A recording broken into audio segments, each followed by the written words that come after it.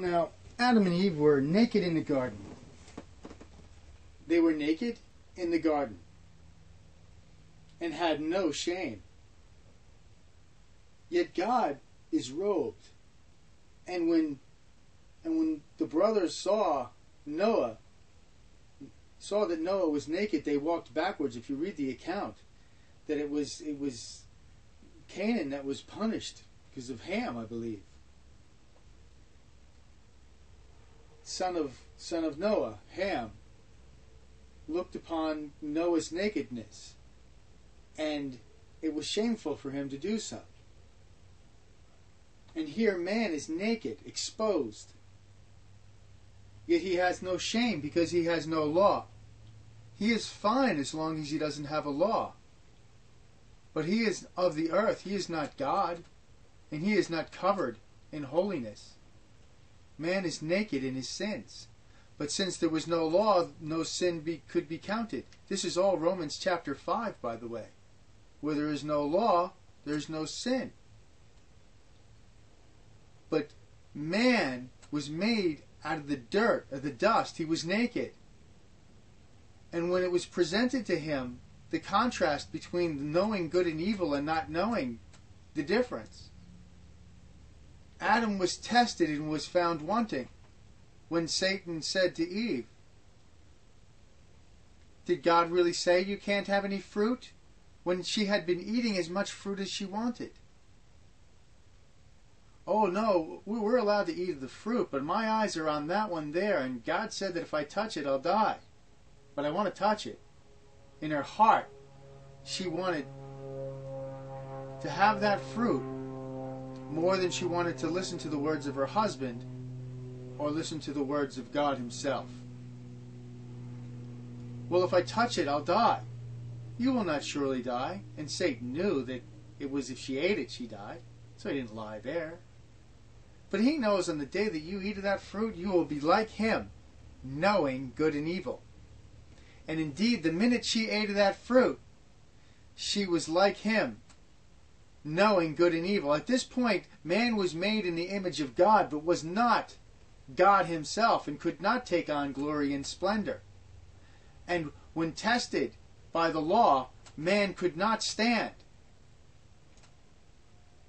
So, Adam ate of this fruit, but he knew of this fruit. He was with his wife. His wife had given it to him, but he was told that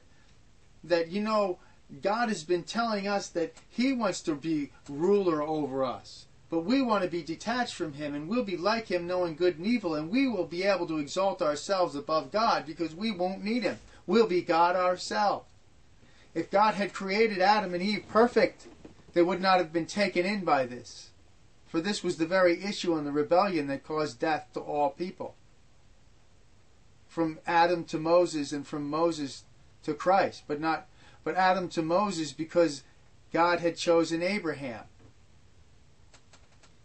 So when we talk about, did God plan this?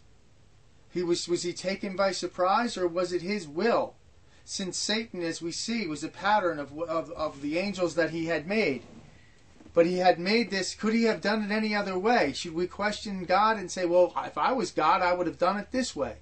God knew the recipe that he needed to make. And he formed man out of the ground. And it looks to me like it was to prove a point, but also to bring glory to God for what he had done. He had shown all of creation, including the angels, that they have no place to speak against or to exalt themselves in their pride. And this is what Satan had done. And this is what Satan had tempted man to do. And this is what God had created. And it was good, but it could not withstand the test of exalting itself to its God. It was made in rebellion. But it was also made, God's somehow surprised that this happened, or is it more at this, that God had a point to prove and something to show about mercy and love versus pride? And now has taken something and said, okay, but now God is going to step off of his pedestal and show the proud how to be humbled. And until they learn that lesson, They cannot have power to rule, for their power has run amok, and they will be judged. And so if he saves some for the purposes of showing his glory and why, oh, he's a pompous God. No, I beg to differ. He's God, and he's God for a reason, because if anybody else was God or took his place, he would be a terrible tyrant. Oh, well, God's a tyrant if he does that. No, God is righteous for what he does. God is always righteous in what he does. And so for a man to judge God by God's standards is blasphemy. Yet you do it regularly and don't even think about the idea that you shouldn't talk back to the Lord. Thank you.